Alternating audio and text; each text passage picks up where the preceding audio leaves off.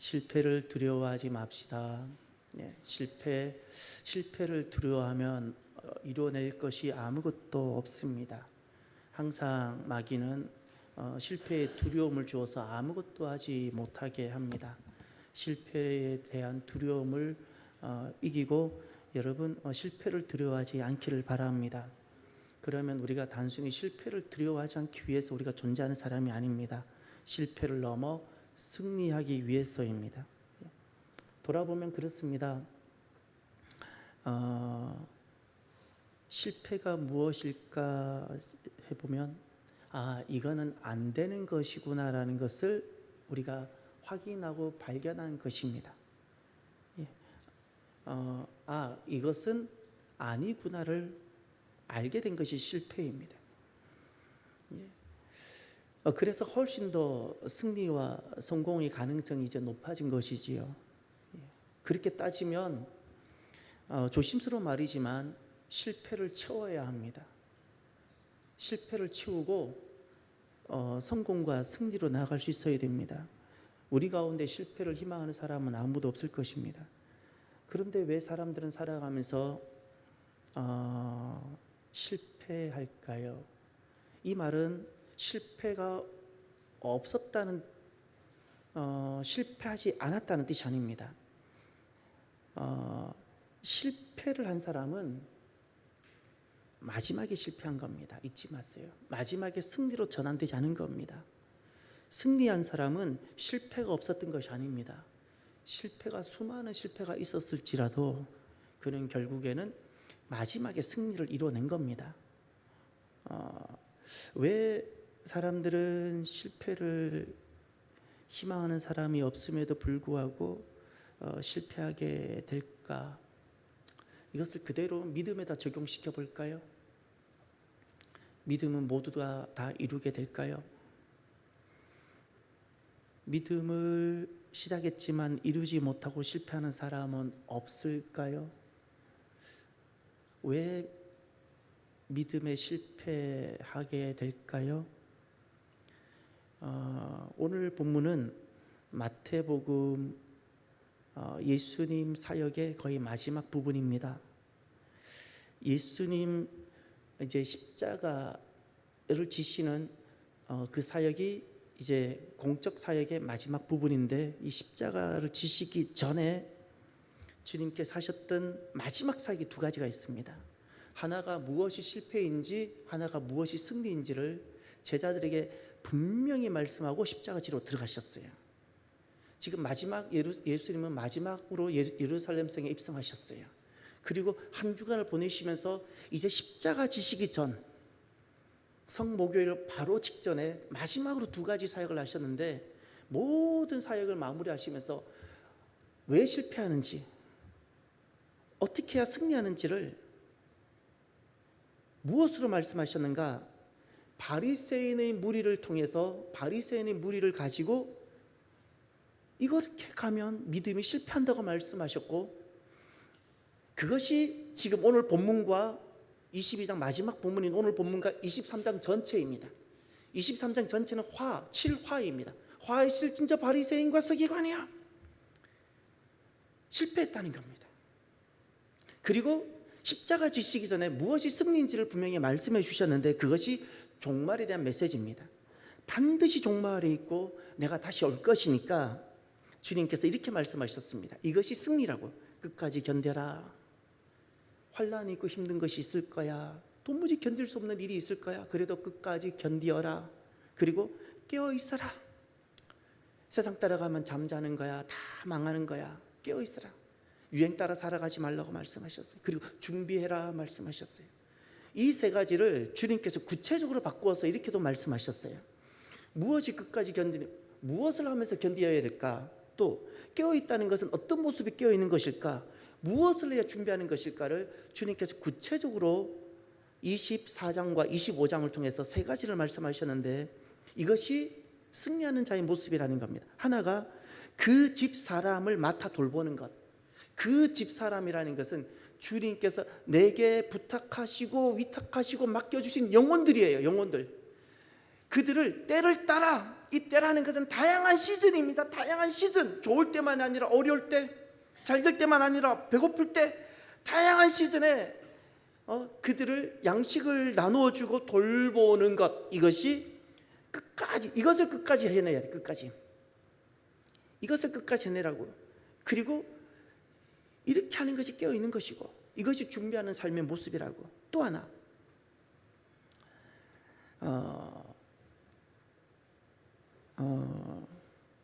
열처녀 비유와 달란트 비유를 통해서 여러분, 우리가 무엇을 끝까지 해야 되는, 견디면서라도 해야 되고 어떤 모습이 깨어있는 것일까요? 주어진 사역이 있습니다. 주어진 사역을 잘 남김없이 감당하십시오. 주어진 사역을 해서 반드시 열매가 있도록 하십시오. 많은 사람들은 돈을 위해서 살아갑니다. 절대 아무것도 안 됩니다. 실패입니다. 명예를 위해서 살아갑니다. 다 실패입니다. 주님께서 내게 부탁하신 사명, 사역 있습니다. 이것을 반드시 남겨내십시오. 이것을 위해서 끝까지 견뎌내는 것, 이것이 승리라고 주님 말씀하셨고, 그리고 마지막으로 무엇이 승리인가?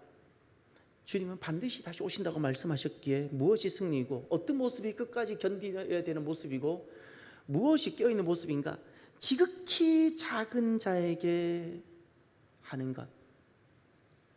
그런데 이것은 지극히 작은 자에게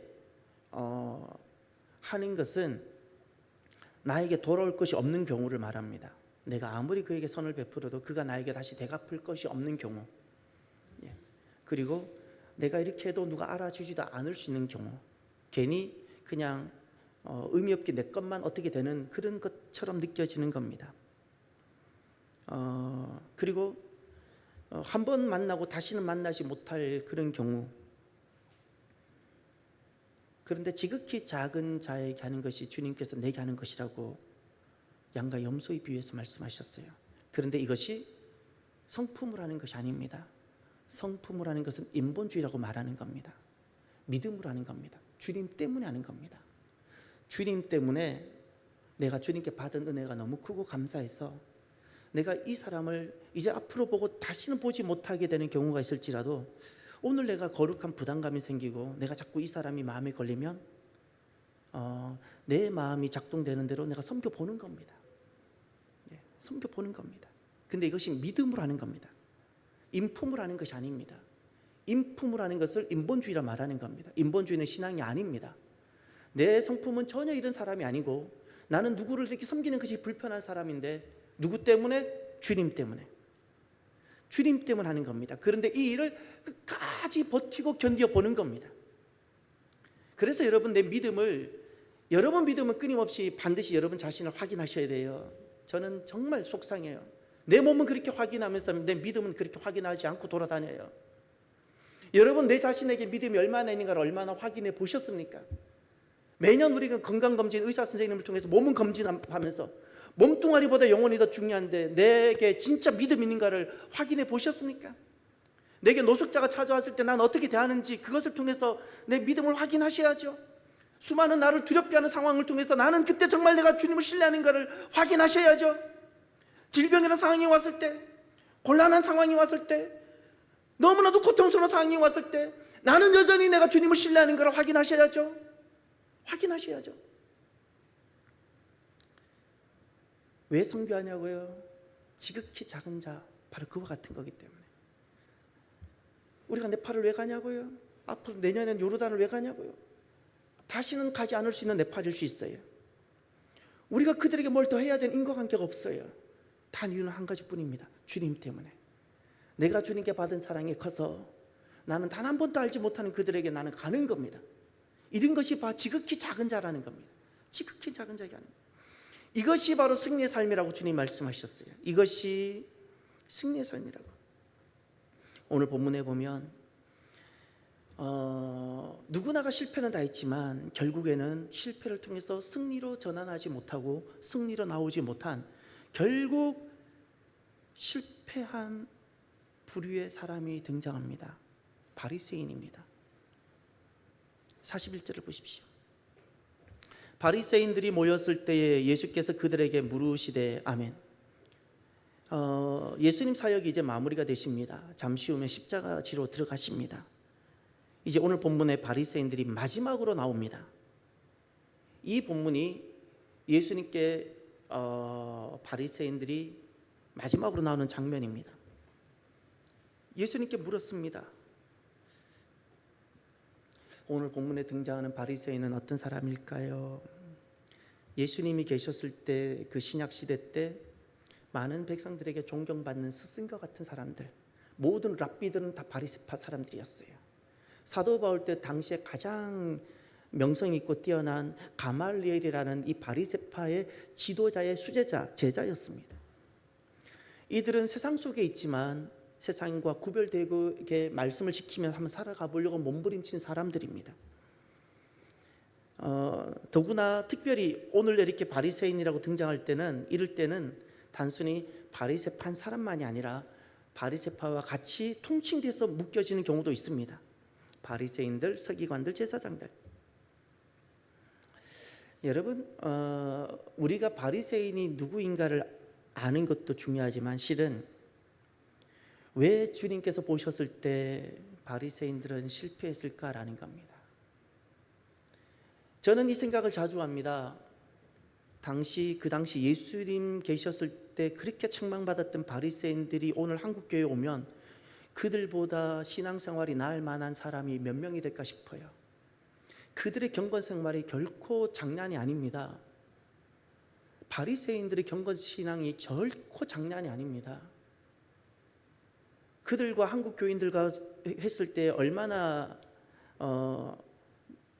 나은 사람이 얼마나 될까 싶은 생각이 듭니다. 제가 목사이니까 저는 그런 생각을 해봅니다. 목사들 중에 그들보다 나은 경건생활하는 사람이 얼마나 될까 생각을 해봅니다. 바리새인들이 실패했다는 사실은 굉장히 우리에게 경각심으로 와야 합니다. 바리새인들이 실패하고 주님께서 다시는 이와 같은 신앙의 길은 가지 말라고 주님께서 거듭 부탁하셨어요. 그러면 바리새인들은 왜 실패했고 신앙생활에 있어서 승리와 실패의 기준이 무엇인가를 한번 보시길 바랍니다. 42절. 너희는 그리스도에 대하여 어떻게 생각하느냐? 누구의 자손이냐? 대답하되 다윗의 자손이니이다. 예수님께서 가장 중요한 본질을 그들에게 다시 질문하셨습니다. 그것은 예수님께서 이렇게 물으셨습니다. 너희는 그리스도에 대하여 어떻게 생각하느냐? 이겁니다. 그리스도입니다. 신앙의 본질이 무엇일까요? 신앙은 언제 승리하고 신앙은 언제 실패할까요? 그리스도의 관계입니다. 그리스도와의 나와의 관계입니다. 절대 능력이 아닙니다. 많은 능력이라고 신앙이 잘된 것 아닙니다. 은사 아닙니다. 많은 은사 가졌다고 신앙 잘한 것 승리 아닙니다. 사역, 많은 사역을 하고 많은 교회에서 일을 하고 많이 섬겼다고 신앙 승리한 것 아닙니다. 직분, 그가 목사일 수도 있고 그가 장로일 수도 있고 그가 권사일 수 있지만 그 직분이 그 신앙의 승리를 대변하지 않습니다. 무엇인가요? 신앙은 언제 승리하고 신앙은 언제 실패하죠? 그리스도와의 개인적인 친밀한 관계입니다. 절대적인 개인적인 관계입니다. 개인적인 관계입니다. 주님과 나와의 지금 어떤 관계 속에 내가 있냐라는 겁니다. 바리새인들은 누구보다 성경을 많이 알고 나름 어떻게든 말씀을 지켜보려고 했지만 주님과의 관계가 없었어요. 주님과의 관계가. 저와 여러분 이제 지금 정말 돌아보시길 바랍니다. 나는 예수님과 어떤 개인적인 그리고 친밀한 그리고 생생한 개인적인 교제가 있는지요. 주님과 개인적이고 살아있고 생생한 개인적인 교제가 있지 않다면 나는 죄송하지만 너무나도 죄송하지만 지난날 나는 바리새인들이 걸어갔던 그 길을 똑같이 나는 걸어가고 있는 사람입니다. 보지 않아도 합니다. 실패입니다. 보지 않아도 합니다. 실패입니다. 일로서 신앙을 대변하려고 하지 마십시오. 직분으로 신앙을 대변하려고 하지 마십시오. 사역으로 능력으로 은사로 신앙을 대변하려고 하지 마십시오. 그러려면 그들이 더 많았습니다. 우리보다 더 많은 능력, 더 많은 은사, 더 많은 직분들. 어느 것도 하나님 인정하지 않으셨습니다. 주님과 나와의 개인적인 생생한 관계입니다. 그럼 그 관계의 핵심이 무엇일까요? 43절입니다. 이르시되 그러면 다윗이 성령에 감동되어 어찌 그리스도를 주라 칭하여 말하되. 아멘. 주님과 나와의 개인적인 어떤 관계여야 그것이 신앙이고, 결국 여러 가지 사역하다가 실패할 수 있지만 결국에는 우리가 돌아가야 되는 자리가 무엇일까요? 무엇이 승리의 믿음일까요? 그리스도가 주가 되셔야 됩니다. 믿습니까? 그런데 이 일은 우리가 너무나도 많이 듣다가 보니까 너무 식상하고 피상하게 듣는 것들 다가올 수가 있다는 생각이 듭니다. 그리스도가 주가 되셔야 된다는 것은 아무리 세월이 흐르고 날마다 듣고 또 반복해서 들어도 이건 식상한 이야기가 되면 안 됩니다. 이것은 내 생명 같은 것이어야 됩니다. 차라리 밥을 굶는 한이 있더라도, 차라리 내 몸이 팔이 하나 없어지는 한이 있더라도 내게 있어서 이것은 날마다 내가 고백되어져야 되는 내 믿음을 믿음되게 하는 바로 그것입니다. 그리스도가 주가 된다는 것은 단순한 입술의 이야기가 아니라 내 삶의 이유가 되어져야 되고요. 여러분은 삶의 이유가 무엇입니까? 그것이 예수님이십니까? 그렇다면 그 사람은 그리스도가 주가 되시는 사람입니다. 삶의 이유, 삶의 목적, 오늘도 성전에 나온 이유, 오늘도 새벽부터 음식을 준비한 분들이 계십니다. 너무너무 감사합니다. 그럼에도 불구하고 우리는 밥을 먹거나 밥을 준비하기 위해서 오늘 모이는 것이 아닙니다. 하나도 안 먹어도 괜찮습니다. 너무너무 감사한데 중요한 것은 그겁니다. 우리가 왜 밥을 하냐고요? 우리가 오늘 왜 모였냐고요? 그리스도가 주이시기 때문에. 할렐루야. 제가 왜 목사를 하냐고요? 그리스도가 주님이시기 때문에. 그 주님이 나를 부르셨기 때문에. 나는 능력이 없을지라도 나는 주님 부르셨으니까 순종하며 나오는 겁니다. 순종하며. 우리가 왜 이곳에 모였냐고요? 주님께서 우리를 이곳으로 부르셨으니까. 주변에 교회가 없어서가 아닙니다. 우리보다 너무나도 좋은 교회들이 많습니다. 그런데 우리가 여기에 왜 모였냐고요? 주님께서 우리를 이곳으로 부르셨으니까. 믿습니까? 이것이 바로 그리스도와 나와의 관계를 말하는 겁니다. 이것이 믿음입니다. 이것이 믿음. 이제 그러면 오늘 바리새인들이 등장하는데, 오늘 본문과 다음 주부터 시작될 마태복음 23장에 가면 7화가 등장합니다. 바리새인과 서기관과 제사장들, 믿음에 실패한 이들을 주님께서 혹독하게 책망하십니다. 저주에 가깝게 책망하십니다. 여러분, 살아가면서 우리가 신앙의 실패도 있어 보고 여러 가지도 있겠지만 반드시 결국 승리해야 되는 자리가 있는데 그것이 믿음입니다. 꼭 저와 여러분, 우리가 때로는 믿음이 부족하고 때로는 어리석고 내가 욕심이 많아서 믿음에 실패할 경우도 있을 겁니다. 저도 마찬가지. 그런데 저와 여러분 다시 일어나서 이렇게 하면 믿음에 실패하는구나 깨닫고 꼭 믿음만큼은 승리의 자리에 서는 저와 여러분이 되기를 바랍니다. 그러면 바리새인들은 왜 실패했고 어떤 모습을 가졌기에 결국 그들은 승리로 회복하지 못하고 실패로 끝내버렸는지를 한번 보셨으면 좋겠습니다. 이제 제가 마태복음 전체에서 바리새인만 다 찾아봤습니다. 바리새인이 등장하는 모든 모습을 다 찾아봤습니다. 딱 3가지로 정리가 됩니다. 마태복음에 예수님 앞으로 나온 바리새인들의 모습을 이제 먼저 찾아볼 텐데, 자, 첫 번째 모습 한번 보십시오. 마태복음 9장 11절.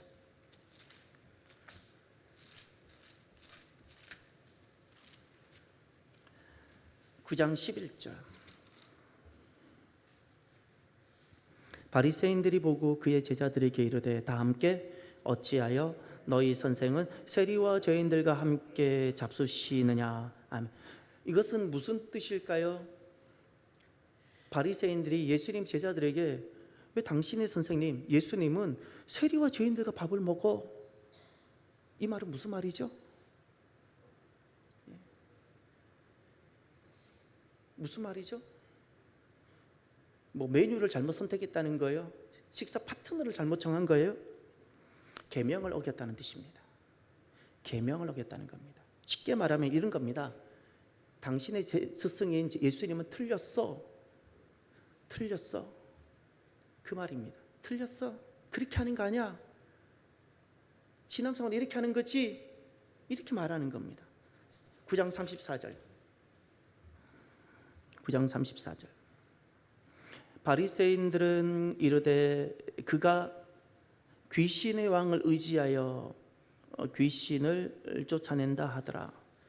예수님 귀신 들렸다 그랬습니다.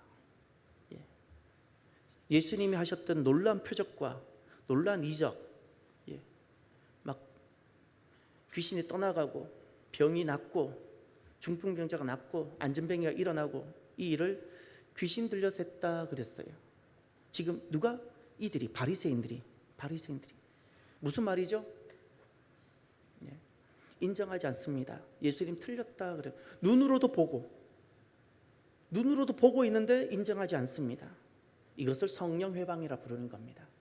성령님이 하시는 역사를 눈으로도 보고 귀신 들렸다고 귀신의 역사라고 말하는 것을 성령 회방이라 말하는 겁니다. 또 하나 더 찾아보시길 바랍니다. 12장 2절로 가보십시오. 12장 2절. 바리새인들이 보고 예수께 말하되 보시오 당신의 제자들이 안식일에 하지 못할 일을 하나이다.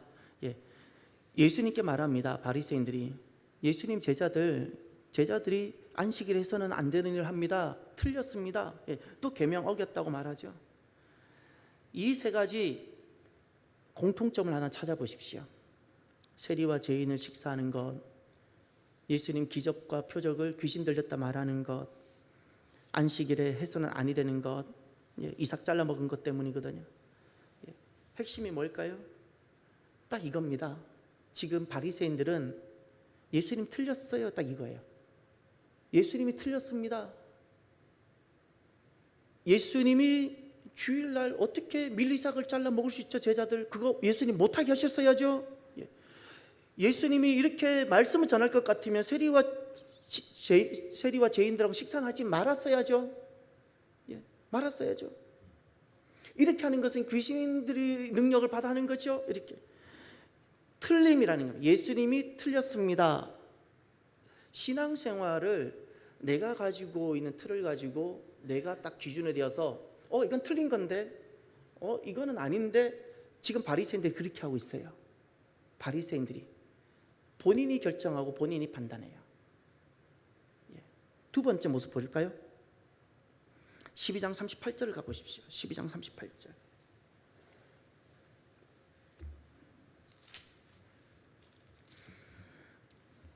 그때의 서기관과 바리새인 중 몇 사람이 말하되 선생님이여 우리에게 표적 보여주시기를 원하나이다. 표적을 원합니다. 이 이야기가 똑같이 16장에 또 등장합니다. 두 번 등장합니다. 그 많은 말씀과 그 많은 능력을 보고도 또 지금 서기관과 바리새인이 무엇을 요구했어요? 표적이죠. 도대체 얼마를 많이 보여줘야 되죠? 얼마나 많은 병자가 고쳐지고 얼마나 많은 귀신이 떠나가고 얼마나 많은 말씀을 전해줘야 되죠? 그런데 지금 또 표적을 원합니다. 하늘로부터 온 표적을 또 원합니다. 무슨 말이죠? 인정하지 않아요. 인정하지 않아요. 두 번째 바리새인, 신앙에 실패한 바리새인들의 모습을 보십시오. 첫 번째는 예수님 틀렸습니다. 자기가 기준입니다. 자기가 기준. 두 번째, 인정하지 않습니다. 그 많은 능력과 그 많은 말씀을 듣고도 인정하지 않습니다. 세 번째, 12장 14절 한번 가보십시오. 12장 14절. 바리새인들이 나가서 어떻게 하여 예수를 죽일까? 예수님을 죽이려고 하죠. 그 다음 15장 12절로 가보십시오. 자, 지금부터 공통점을 찾아보십시오. 지금부터 말하는 것 15장 12절. 자, 예수님을 죽이려고 합니다. 바리새인들이. 자, 12절. 이에 제자들이 나와 이르되 바리새인들이 이 말씀을 듣고 걸림이 된 줄. 걸림이, 예수님이 걸림입니다. 예수님 없으면 편하게 살겠는데 예수님이 내게 사는데 너무 불편해요. 예수님이 걸림돌이 돼요. 예수님 걸림. 자, 세 번째 19장 3절. 19장 3절. 바리새인들이 예수께 나와 그를 시험하여 이르되, 어떻게 하죠? 예수님을 도리어 시험합니다. 시험. 자, 마지막으로 22장 15절로 가보십시오. 22장 15절. 이에 바리새인들이 가서 어떻게 하면 예수를 말의 올무에 걸리게 할까 상의하고, 예수님을 올무에 걸리게 하고 싶은 겁니다. 지금 요 네 가지가 공통점이 뭐죠? 예수님을 죽일까 의논하고, 예수님 때문에 걸림이 되고, 예수님을 시험에서 넘어지게 시험하고 싶고, 그리고 그렇게 시험에서 올무에 딱 걸리게끔 하고 싶은 거예요. 이게 뭘까요? 지금 바리새인들의 모습입니다. 이게 세 번째 모습입니다. 공통점이 뭘까요? 예수님을 제거하고 싶은 거예요.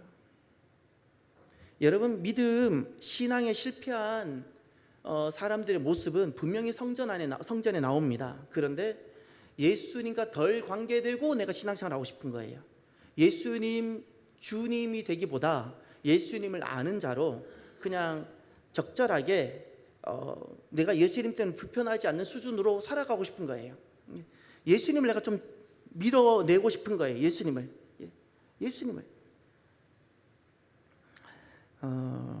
사랑하는 성도 여러분, 저와 여러분들에게는 예수님은 누구이신가요? 혹시 예수님 때문에 불편해 보신 적 있으세요? 예수님 때문에 어려워져 본 적 있으세요? 예수님 때문에 내가 곤란한 상황에 처해 본 적 있으세요? 그때 나는 어떻게 하셨습니까? 예수님을 밀어내셨어요? 이렇게 한 것이 바리새인이에요. 예수님을 제거한 거예요. 요 밀어낸 것이 바로 제거예요. 예수님 때문에 내가 불편하고, 예수님 때문에 내가 곤란하고, 예수님 때문에 내가 어려움에 처했을 때 나는 어떻게 그때 하고 있나요? 그때도 여전히 예수님이 주가 되셔야 됩니다. 그때 예수님 밀어내지 마세요. 바리새인들 예수님 때문에 걸림이 됐기 때문에 예수님 다 밀어냈어요. 이걸 제거라고 부르는 겁니다. 제거의 마지막은 십자가였어요. 예수님 그렇게 해버렸어요. 예수님을. 여러분, 또 한 가지가 정말 중요한 게 있는데, 신앙생활은 내가 살아온 종교적 경험과 내가 알고 있는 종교적 지식을 가지고 내가 결정하는 것 아니에요.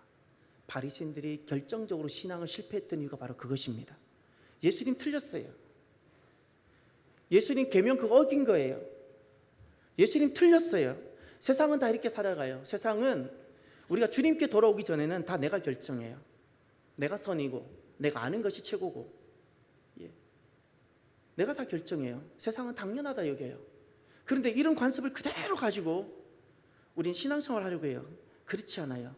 어떤 상황에서도 누가 주여야 되죠? 예수님이 돼요. 예수님이 주님이시라는 뜻은 무엇인가 하니, 모든 결정과 모든 옳음은 누구에게 있는 거예요? 예수님께 있는 거예요. 예수님께. 그래서 구약 성도들은 쉐마를 잘했고요, 믿음에 꼭 승리한 사람들이 쉐마를 했어요. 지난 주일날 파라과이 김영용 선교사님 오셔서 말씀을 전해 주셨죠. 김영용 선교사님 오실 때마다 반복해서 우리에게 하시는 말씀인데 제가 좀 마음이 아파요. 아멘 좀 하세요. 아멘 좀 하세요. 저는 그냥 오리지널 장로교에서 쭉 자랐어요. 저는 일부러 아멘을 요구하고, 아멘 이렇게 요구하고, 일부러 피드백으로 아멘을 요구하는 그런 분위기 속에서 자라지 않았어요. 근데 저는 그 김영현 선교사님 그 심정이 느껴져요. 그 심정이 느껴진다고요. 왜냐하면 믿음을 이루고 승리하는 사람은 아멘합니다. 입술로 하든 마음으로 하든 반드시 아멘합니다. 구약의 성도들은 들으라 이스라엘, 쉐마 이스라엘 듣고, 신약의 성도들은 아멘하고. 사랑하는 성도 여러분, 믿음은 절대 비이성적이거나 비상식적인 길을 요청하는 게 아닙니다. 덮어놓고 믿으라는 것이 아닙니다. 주님께 복종을 이루기 위해서. 믿습니까? 그래서 저와 여러분들이 누구보다 지성이 뛰어나고 누구보다 우리가 과학적인 어떤 사고를 가졌을지라도 주님 앞에 겸손히 아멘하며 주님께 복종하며 나오는 저와 여러분이 되기를 바랍니다. 그럼 끝으로 신앙을 오늘 이뤄낸 다윗의 모습을 주님께서 말씀합니다. 바리새인은 실패를 이야기하지만 오늘 본문에 주님께서 제자들에게 신앙을 이루어낸 예로 다윗을 이야기합니다. 이제 44절 45절을 보십시오. 오늘 본문으로 돌아가셔서 44절 45절 주께서 내 주께 이르시되 내가 내 원수를 내 발 아래에 둘 때까지 내 우편에 앉아 있으라 하셨도다 하였느냐. 다윗이 그리스도를 주라 칭하였은즉 어찌 그의 자손이 되겠느냐 하시니. 아멘. 여기서 44절은 인용된 말씀입니다. 어디 말씀인가 하면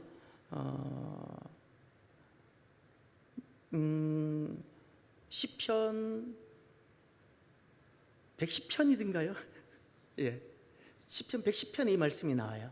예, 110편. 시편 110편 잠깐 찾아보세요. 예, 시편 110편.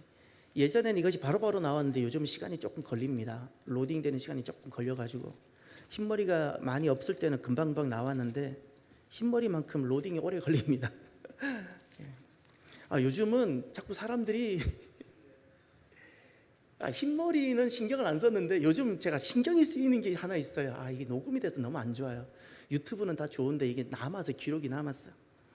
사람들이 저보고 흰머리 이야기할 때는 하등에 뭐 흔들리지도 않고 상관없었어요. 그런데 요즘은 목사님 머리가 자꾸 안 보여요 하는 건 신경이 쓰여요.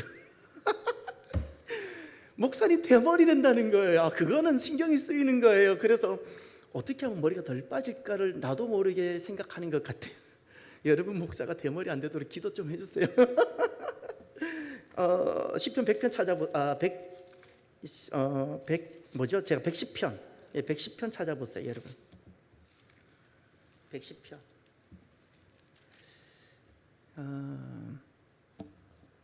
1절을 보십시오. 1절 시작하기 전에 다윗의 시라고 나오지요. 다윗이 고백한 말입니다. 여호와께서 내 주에게 말씀하시기를 내가 내 원수들로 내 발판이 되게 하기까지 너는 내 오른쪽에 앉아 있으라 하셨도다. 아멘. 자, 여기에서 성경을 볼 때 반드시 인칭 대명사 뭐 이런 것들은 반드시 풀어야 내용이 이해가 됩니다. 자, 1절을 다시 보십시오. 여호와께서 내 주 할 때 나는 누구이죠? 나는 다윗입니다. 이 다윗이 시잖아요. 여호와께서 내 주 할 때 나는 다윗입니다. 거기다 다윗이라 적어 놓으세요. 여호와께서 다윗 주에게 그랬죠. 그러면 여기 두 번째 내 주 할 때 주는 누구이시죠? 그리스도입니다. 그리스도. 이 주가 그리스도를 말하는 겁니다. 그래서 이제 그 다음을 보십시오. 내 주에게 말씀하시기를. 그 다음 따옴표를 해놓으세요. 인용표, 큰 따옴표. 내가 내 원수들로 내 발판이 되게 하기까지 너는 내 오른쪽에 앉아 있으라. 여기까지는 인용부호 큰 따옴표를 해두십시오. 그러면 큰 따옴표로 들어가서 인용 말씀이죠. 그러면 여기서 나는 누구이죠? 이게 헷갈리는 거예요. 여기서는 하나님이에요. 하나님. 왜죠? 여호와께서라고 시작했잖아요. 여호와께서로 했기 때문에 인용문에 들어가서 나는 여호와이신 거예요. 여호와. 그 다음에 두 번째 너의 원수 할 때 여기서 너는 누구이죠? 예수님이에요. 예수님. 여기서 너는 예수님이에요. 예수님. 그 다음에 너의 발판 예수님, 그리스도를 말합니다. 되게 하기까지 너는 누구죠? 예수님, 그리스도. 내 오른편 나는 누구이죠? 하나님. 요거 이해가 되시나요? 그래서 그 대명사들을 바꾸어서 다윗도 놓고 예수님도 놓고 한번 읽어볼까요?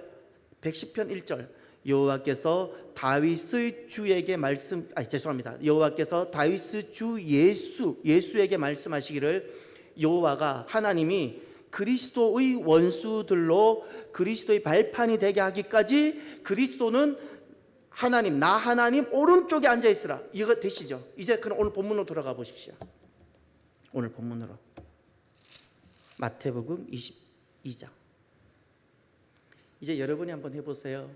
제가 다 풀어드렸잖아요. 오늘 보면 하나의 더 함정이 더 있어요. 22장 44절로 돌아가셔서 제가 한번 읽어볼 테니까 이제 여러분들은 여기서 말하는 주는 누구이고 나는 누구이고 나는 또 누구이고 내는 누구인지를 한번 찾아보세요. 주께서 내 주께 이르시되 내가 내 원수를 내 발 아래 둘 때까지 내 우편에 앉아 있으라.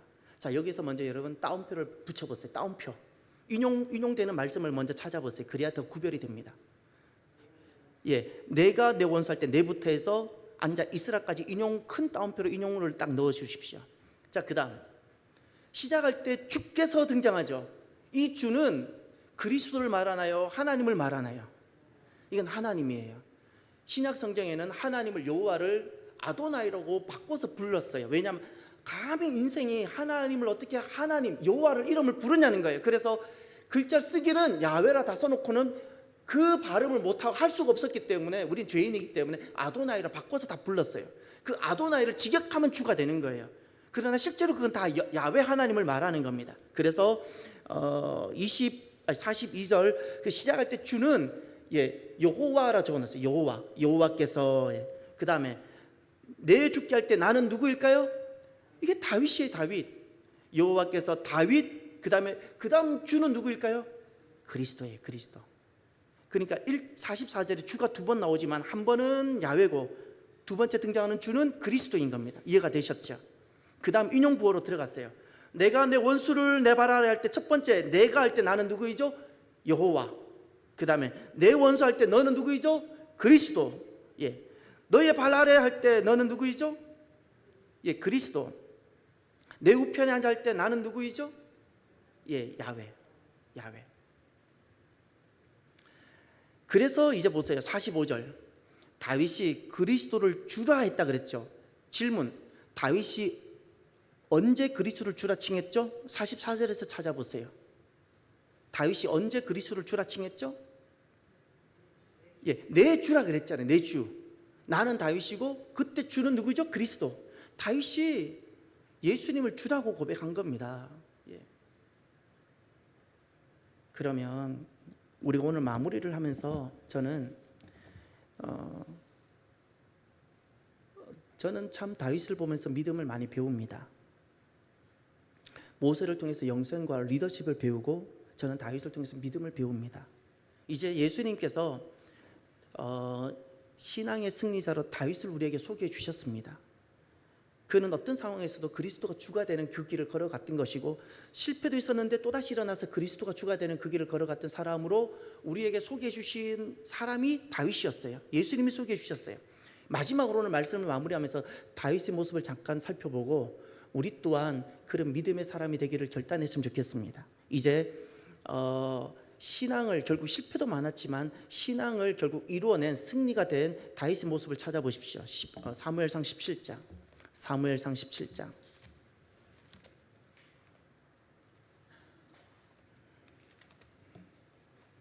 (436페이지) 37절.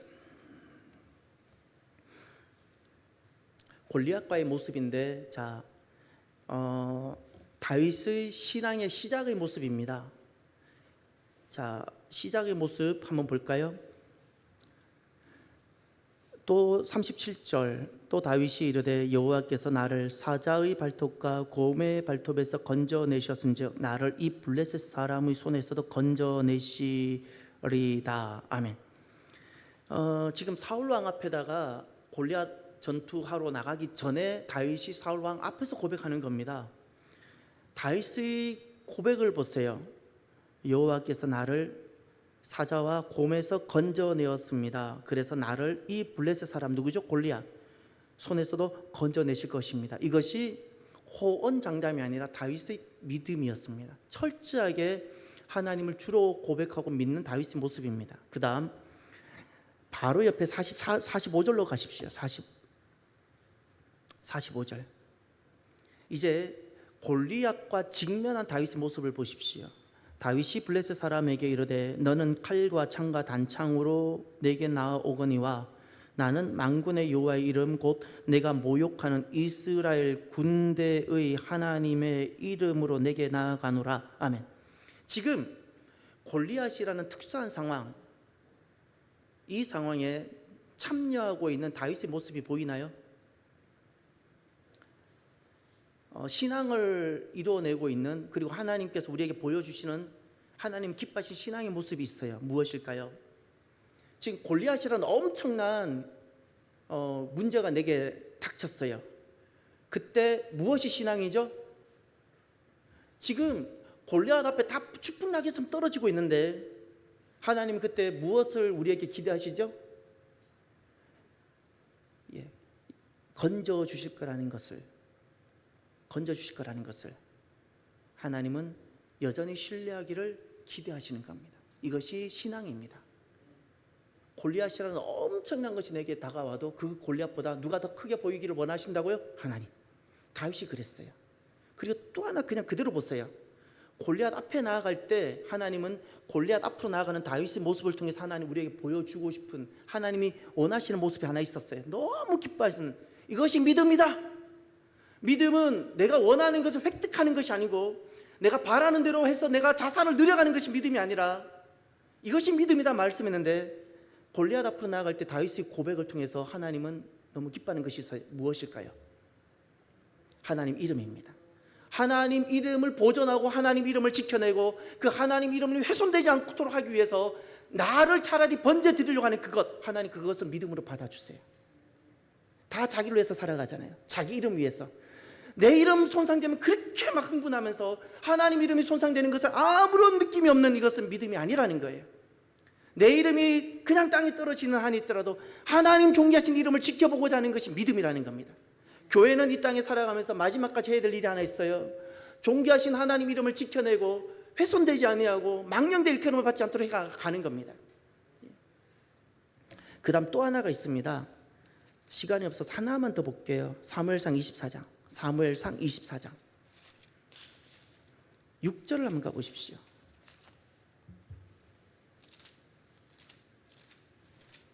24장 6절 7절.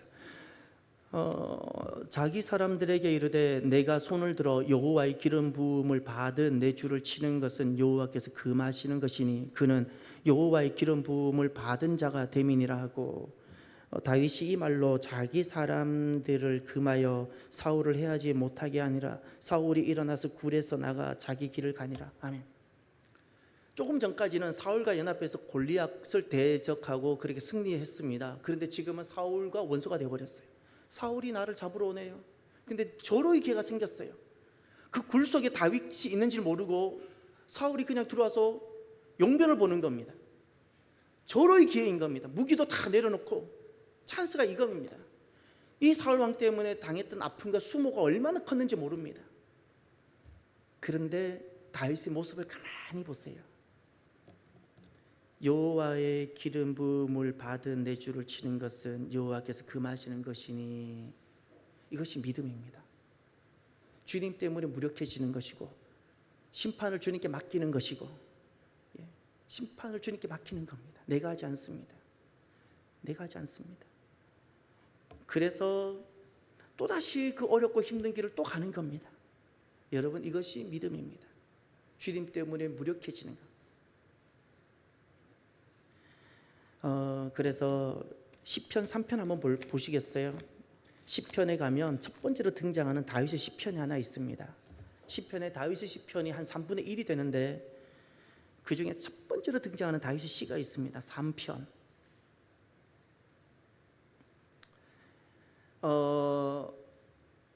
다윗이 그의 아들 압살롬 때문에 피하면서 도망가면서 너무 고통스러웠을 때 쓴 고백입니다. 여기에 다윗의 세 가지, 하나님을 주로 삼고 있는 다윗의 세 가지 신앙의 모습을 찾아보십시오. 여호와여, 나의 대적이 어찌 그리 많은지요. 일어나 나를 치는 자가 많으니이다.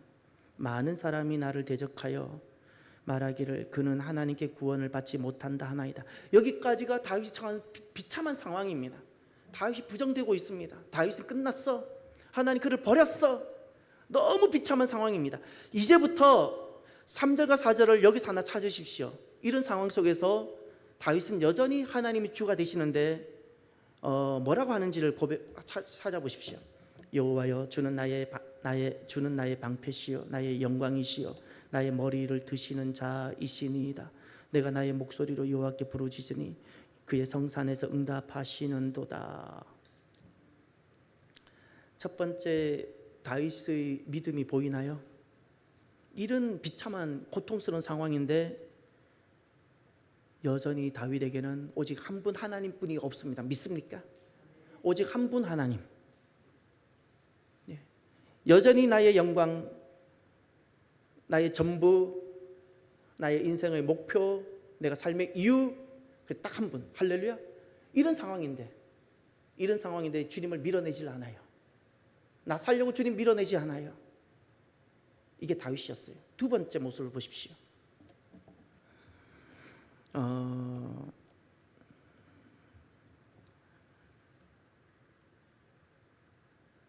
5절과 6절을 볼까요? 내가 누워 자고 깨었으니 5절과 6절. 내가 누워 자고 깨었으니 주께서 나를 붙드심이로다. 천만인이 나를 애워사 진친다 해도 나는 두려워하지 아니하리로다. 하리이다. 아멘. 5절과 6절에 다윗의 믿음이 보입니까? 예, 원수와의 관계죠. 예, 그것 때문에 다윗이 어떤 고백을 하죠? 두려워하지 않는데 그 이유는 내가 군사력이 좋기 때문에 주님께서 나를 지키시고 돌보신다라는 그 신뢰. 다윗이 추격이 있고 너무 고통스럽고 압살롬에 의해서 도망을 가야 되는 이런 상황 속에서도 낙심하지 않습니다. 누구를 신뢰해요? 주님. 끝까지 신뢰합니다. 세 번째, 7절을 보십시오. 여기서 세 번째를 한번 찾아보십시오. 여호와여 일어나소서, 나의 하나님이여 나를 구원하소서. 주께서 나의 모든 원수의 뺨을 치시며 악인의 이를 꺾으셨나이다. 여기서 세 번째 다윗을 하나님을 주로 삼고 있는 다윗의 믿음을 찾아보십시오. 7절에서 그것은 주님께 철저하게 의탁합니다. 원수의 문제를 그것이 사울이든 아픈 압살롬이든 누구든 원수의 문제를 어떻게 하고 있어요? 하나님께 맡기고 의탁하고 있어요. 이것이 믿음입니다. 왜죠? 하나님이 주이시잖아요. 내가 처리한다는 것은 내가 주라는 뜻이에요. 하나님이 주이시잖아요. 그래서 하나님이 모든 원수의 뺨을 쳐달라고. 그래서 마지막 신앙 고백이 8절인데 이건 다 같이 봅시다. 이 고백이 하나님은 어떤 상황에서든 여전히 주님이십니다라고 고백하는 사람만이 가능한 고백입니다. 8절 다 같이 읽습니다. 구원은 여호와께 있사오니 주의 복을 주의 백성에게 내리소서. 아멘. 구원은 여호와께 있고 우리는 주의 백성으로 살아간다는 거예요. 믿습니까? 오늘 또 주의 백성으로 하나님 한 분만 신뢰하고 걸어가는 저와 여러분이 되기를 주의 이름으로 축원합니다. 기도합시다. 오늘 말씀은 좀 길었지만 무엇이 믿음이고 무엇이 실패고 어떻게 승리하는지를 바리새인과 다윗을 통해서 주님 말씀해 주셨습니다. 오늘 나에게 주시는 말씀을 가슴에 새기고 여러분 실패는 있을 수 있지만 꼭 승리해야 합니다. 저와 여러분이 믿음의 승리를 위해서 한번 결단하며 기도하길 바랍니다. 기도합시다.